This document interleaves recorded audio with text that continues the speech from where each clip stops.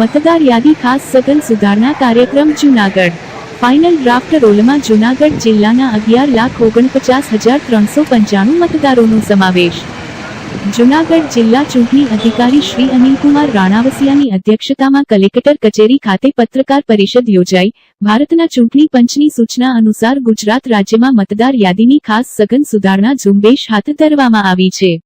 રાજ્યભરમાં તારીખ 27 ઓક્ટોબર 2025 શરૂ કરવામાં આવેલી આ ઝુંબેશ અંતર્ગત જૂનાગઢ જિલ્લામાં ગણતરીના તબક્કાની કામગીરી ખૂબ જ અસરકારક રીતે પૂર્ણ કરવામાં આવી છે। જૂનાગઢ જિલ્લા ચૂંટણી અધિકારી શ્રી અનિલકુમાર રાણાવસિયાએ ડ્રાફ્ટ રોલ એટલે કે મુસદ્દા મતદાર યાદી પ્રસિદ્ધિ બાબતે જણાવ્યું કે ખાસ સઘન સુધારણા કાર્યક્રમ 2025 અંતર્ગત જૂનાગઢ જિલ્લાની ડ્રાફ્ટ મતદાર યાદીતા 19 ડિસેમ્બર 2025ના રોજ તમામ મતદાન મથકે પ્રસિદ્ધ કરવામાં આવી છે। મતદાન શુદ્ધિકરણ પ્રક્રિયામાં ડ્રાફ્ટ યાદી જાહેર। ડ્રાફ્ટની યાદી પ્રમાણે ગુજરાતમાં 4.34 કરોડ મતદારો રાજકીય પક્ષો સાથે બેઠક બાદ ચૂંટણી પંચે યાદી કરી જાહેર। શુદ્ધિકરણ પ્રક્રિયામાં 73,327 મતદારો કમી 9,69,661 મતદારો તેમના સમનામે ન મળ્યા। 3,81,470 ડુપ્લિકેટ મતદારોના નામ કરાયા દૂર। 40,25,553 મતદારોનું કાયમી સ્થળાંતર। મૃતક 18,07,278 યાદીમાંથી કરાયા દૂર। નમસ્કાર। ભારતના ચૂંટણી પંચ દ્વારા 27/10/2025ના રોજ SIR ની જાહેરાત કરવામાં આવી હતી અને આ બાબતે સમગ્ર ગુજરાત રાજ્યની સાથે સાથે જૂનાગઢમાં પણ આપણે આ પ્રક્રિયા શરૂ કરી। આ પ્રક્રિયા હેઠળ જોઈએ તો આપણા ત્યાં 27/10/2025ની તારીખે 13,344 જેટલા મતદાર હતા। એટલે એ દિવસે જ્યાં મતદારો હતા તમામના આપણે એન્યુમરેશન ફોર્મ ગણતરી ફોર્મ જનરેટ કરી અને મતદારોને આપણે આપ્યા અને એ પૈકી આપણી પાસે 11,49,395 જેટલા જે ફોર્મ છે એ ભરાઈ અને પરત આવ્યા અને એ આપણે એની અંદર જે ડ્રાફ્ટ યાદી છે એને આપણે સામેલ કર્યા છે।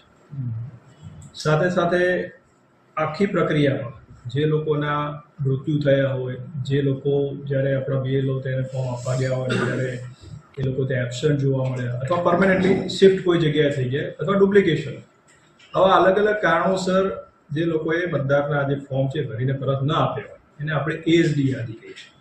એવા 1,50,949 જેટલા મતદારો છે કે જેને આપણે ASD યાદીમાં નાખ્યા અને આ તમામ જે મતદારો છે એને ડ્રાફ્ટ યાદીમાંથી દૂર કરવા આપણે જે ડ્રાફ્ટ યાદી એટલે મૂળ યાદી હતી એમાંથી દૂર થયા અને એને આપણે ડ્રાફ્ટ યાદી અત્યારે એના સિવાયના મતદારોથી આપણે બનાવી છે।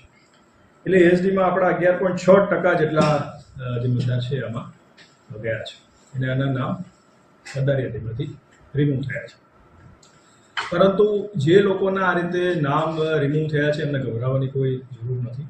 માન લો કે એમને એવું લાગતું હોય કે આ યાદીમાં ખરેખર મારો વાંધો છે અને મારે મારો વાંધો રજૂ કરવો છે તો એ પોતાનો વાંધો જે છે એ જે પોતાના અમારા જે EROC છે EROC છે એમને રજૂ કરી શકે છે અને જરૂરી પુરાવા પણ એ આપી શકે છે।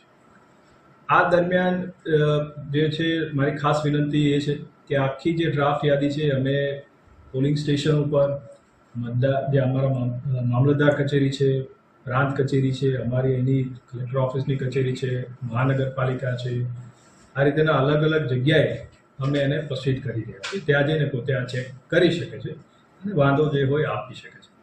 જે લોકોના નામ રિમૂવ થઈ ગયા એ લોકો પણ પોતે ફોર્મ 6 ભરીને અને એનું ડિક્લેરેશન ફોર્મ છે એ ભરીને પોતે BLOને આપી શકે છે અને એનું નામ જે છે જો કોઈ કારણસર નીકળી ગયું તો એ પણ એડ થઈ શકે છે।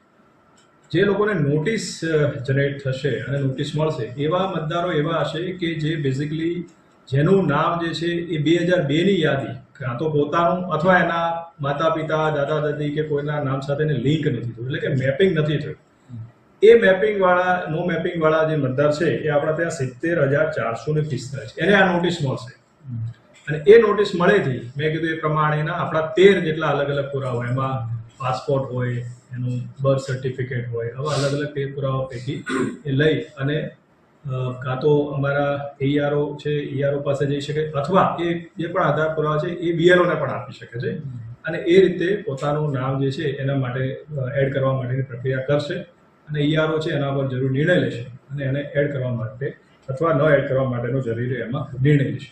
હવે આખી આ પ્રક્રિયા દરમિયાન એક બીજી સૂચના ભારતના ચૂંટણી પંચ તરફથી એ પણ હતી કે દરેક પોલિંગ સ્ટેશન પર મેક્સિમમ 1200 મતદારો છે.